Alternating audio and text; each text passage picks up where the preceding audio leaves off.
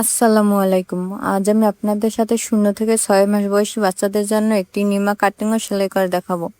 পুরো ভিডিওটি মনোযোগ দিয়ে দেখলে আপনারাও সুন্দর নিমাটি তৈরি করে নিতে পারবেন। তো চলুন ভিডিওটি শুরু করা যাক। তো প্রথমে আমি কাপড়টি সুন্দর করে মেলে নিয়ে একটা ভাঁজ দিয়ে নেব।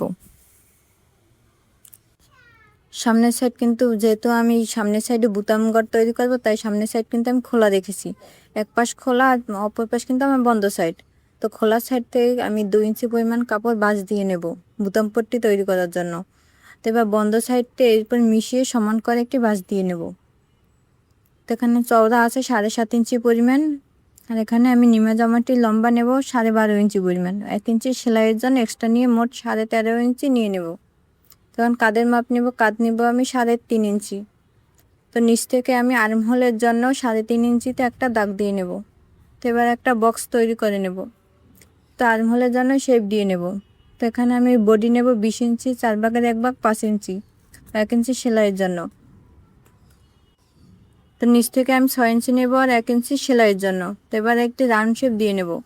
তো নিচ থেকে কিন্তু আপনারা 1 ইঞ্চি পরিমাণ রাউন্ড করে দিবেন, এতে সুন্দর দেখা যাবে। তো গলা আমি 1.5 ইঞ্চি পরিমাণ চওড়া নেব এবং লম্বা নিব সামনের গলা 2.5 ইঞ্চি। যেহেতু ছোট বাচ্চা তো আপনারা 2.5 ইঞ্চি নেবেন। আর পিছনের গলার লম্বা নেব আমি 1 ইঞ্চি পরিমাণ, নিয়ে গোল গলায় শেপ দিয়ে নেব। এখানে একটু পুট ডাউন করে দিয়েছি 1/2 ইঞ্চি পরিমাণ। তো এখন আমি কাটিং করে নেব। একই নিয়মে কিন্তু আপনারা যে কোনো বয়সের বাচ্চার জন্য তৈরি করে নিতে পারবেন, শুধু একটু ছোট বড় করে নিলেই হবে। তো আমি আগে পিছনের পাটটা কাটিং করে নিলাম। এবার পিছনের পাটটা সরিয়ে নিয়ে সামনের পাটটা কিন্তু আমি কাটিং করে নেব। তো মাঝখানে আমি একটু চিহ্ন করে নেব। তো বাড়তি কাপড়টি কেটে নেব। তো আমার বডি পার্টটা কিন্তু কাটিং করা শেষ। তো আমি হাতাটি কাটিং করে নেব। তো এখানে 2টি হাতা কাপড় আমি কেটে নিয়েছি। তো এখানে আমি হাতার লম্বা নিয়েছি 4 ইঞ্চি পরিমাণ এবং এখানে আছে 5.5 ইঞ্চি পরিমাণ। তো হাতার মুহুরি নেব আমি 3 ইঞ্চি, 1 ইঞ্চি সেলাইয়ের জন্য এক্সট্রা নেব।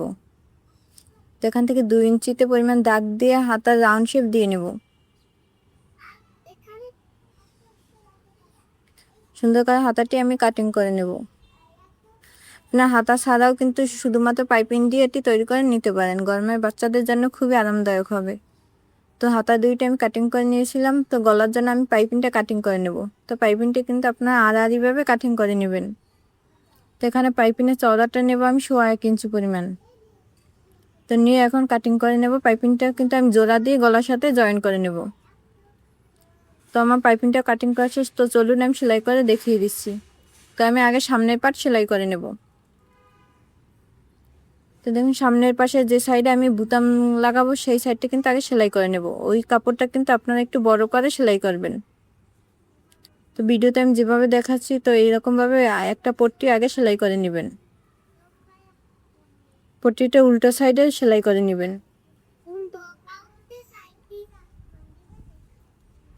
তো আমাদের বাম সাইডে পট্টিটা কিন্তু আগে সেলাই করা শেষ। তো এবার আমি ডান সাইডের কাপড়টা সেলাই করে নেব।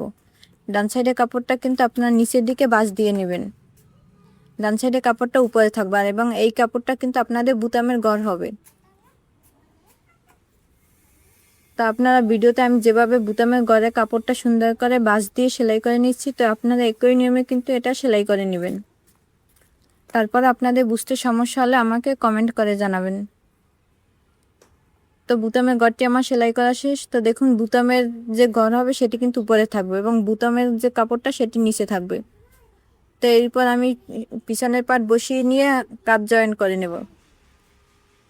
আপনারা অবশ্যই ডাবল সেলাই দিয়ে নেবেন। তো আমি কাঁধ জয়েন করে নিয়েছি। তো এখন আমি গলার জন্য পাইপিংটা জয়েন করে নেব।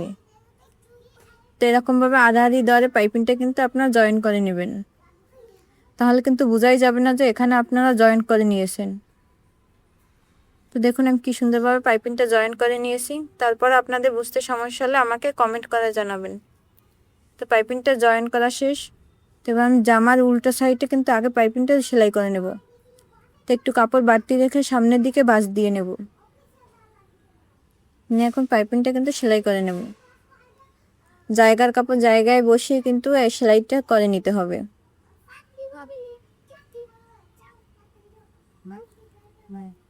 তো মাথায় এসে পুরোটা কাপড় সেলাই করে নেব। বা একটু একটু করে কাট করে দেবো যাতে ফিনিশিংটা সুন্দর আসে। আস্তে আস্তে কাট করে নেবেন। তো আমি এখন সোজা করে নিয়েছি, সোজা করে নিয়ে পাইপিংটা উল্টিয়ে নেব, একটা ভাঁজ দিয়ে নেব, তারপরে আরও একটি ভাঁজ দিয়ে এর উপর থেকে সেলাইটা করে নেব। পাইপিংয়ের কাপড়টা সেলাই করার সময় খেয়াল রাখবেন যেন টান না পড়ে। আপনারা জায়গার কাপড় জায়গায় বসিয়ে কিন্তু সেলাইটা দিয়ে নেবেন, আস্তে আস্তে করে কিন্তু সেলাইটা দিয়ে নেবেন, নাহলে কিন্তু কাপড়টা কুঁচকে থাকবে। তো আমি কিন্তু সেলাইটা দিয়ে নিয়েছি, দেখুন আমার ফিনিশিংটা কতটা সুন্দর এসেছে। তো আপনারাও একই নিয়মে কিন্তু পাইপিংটা জয়েন করে নেবেন। তো এখন আমি হাতাটি জয়েন করে নেব। তো তার আগে হাতাটি আমি সেলাই করে নিয়েছি, মুহুরিটা আমি সেলাই করে নেব।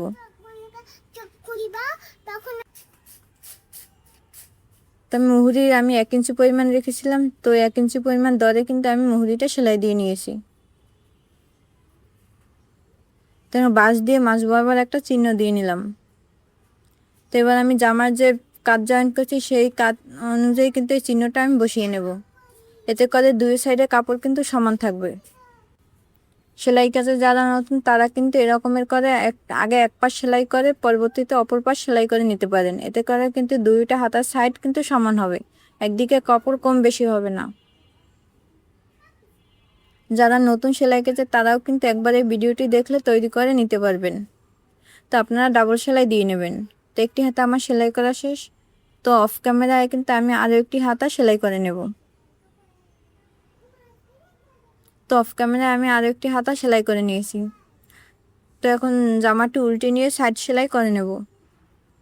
তো এখানে আমি সাইডে কিন্তু 20 ইঞ্চি পরিমাণ নিয়েছিলাম, তো এখানে আমি হাতা 3 ইঞ্চি পরিমাণ দাগ দিয়ে সাইডটা এক সাইড আগে সেলাই করে নেব।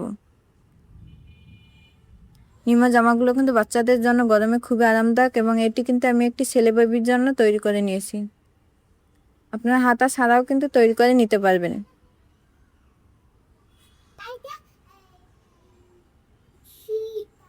তো আমি দুইটা সাইড সেলাই করে নিয়েছি। তো জামাটি উল্টিয়ে আমি সোজা করে নেব, সোজা করে নিয়েছি। এবার আমি নিচের হেমটা সেলাই করে নেব। তো হেমটা আমি চিকন করে সেলাই নেব, প্রথমে একটি ভাঁজ দিয়ে তারপর আরও একটি ভাঁজ দিয়ে 1/2 ইঞ্চি পরিমাণ দরে আমি সেলাইটা করে নেব।